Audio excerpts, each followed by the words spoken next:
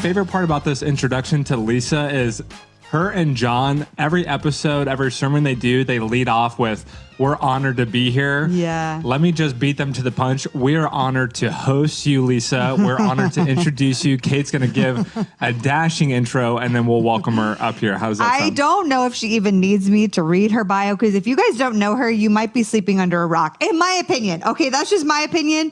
But she has spent over 4 decades empowering women to find their identity and purpose. She is a New York Times bestselling author. She's written so many incredible books. Her most recent book was The Fight for Female, which is an insane, amazing book. She's written other ones as well.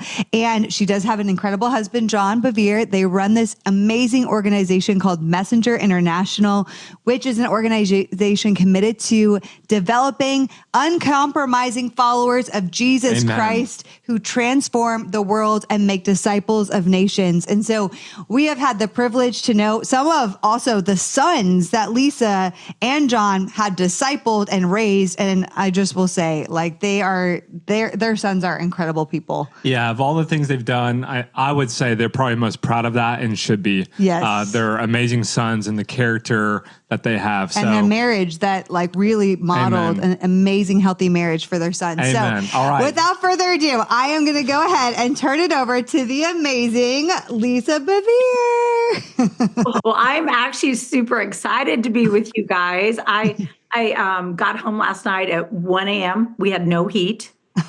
And so that's why I'm in a sweater. The guy just showed up about 15 minutes ago, but I really was praying into this whole opportunity. And even though I write Fight for Female, my world is decidedly male. So I don't want the guys to think, oh man, I'm just going to tap out. I really felt that the attacks on this generation is threefold. And I'm going to hit all 3 of them. First of all, I believe it's a cultural attack. I believe it is a spiritual attack, and I believe it is a relational, generational attack. And so there's a story that I love to use. I was home alone with Arden, and he was, we're both home alone with my youngest son. This was way before he was married. I had just turned 50. I am 65 now. I do have 4 sons, 4 daughter-in-laws, and then 9 grandkids. But we were sitting on the sofa and we started watching the movie Terminator, the original Terminator. And I'm watching this Terminator story. It's the story of Sarah Connor. She is a moped riding waitress, and every single night she goes out hoping, she works at a McCallum, then she sits home waiting, hoping that some blind date's going to work out for her.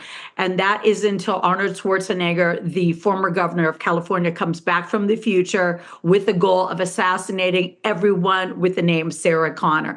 And it doesn't look like he's going to fail because he has a page torn out of the yellow books, which none of you guys would even know what that is, but it was a phone directory. And so when she finds out she might be at risk, she goes out to a bar.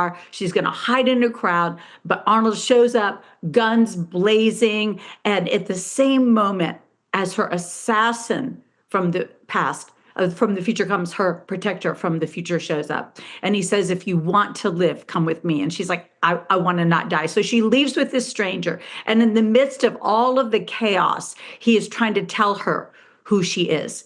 He says, in the future, you're a hero. In the future, we fight with the strategies you wrote down for us. In the future, your son is our general. She's like, okay, wait a minute. This is a horrible case of mistaken identity. I don't even have a boyfriend, let alone a son. And she has a complete meltdown. And then she yells, but I haven't done anything.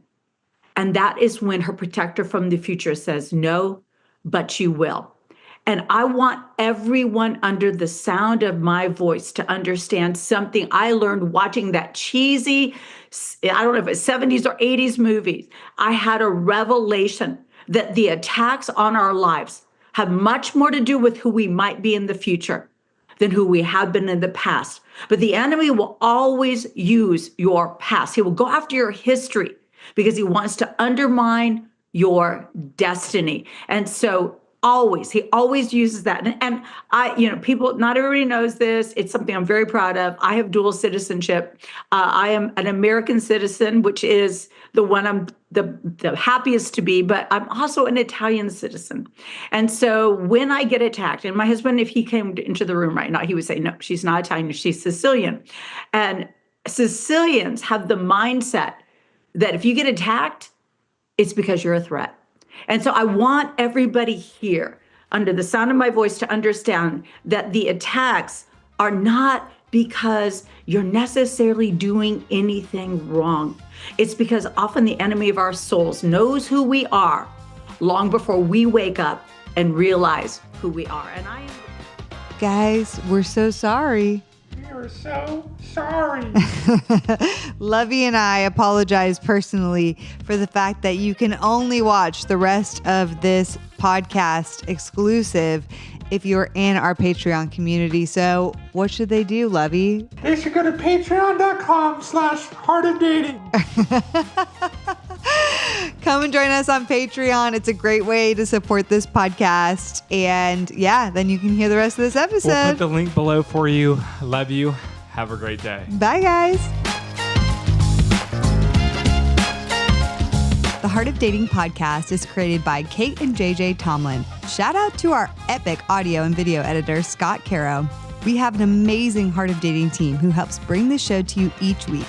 I want to shout out Kelsey Napier, our Heart of Dating digital marketing coordinator, and Elena Gibson, our brand and community manager. We couldn't do it without them.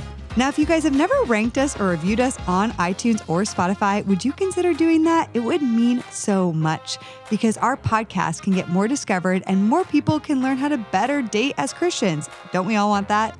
We launch our podcast each and every week on Wednesdays, so we will see you next week.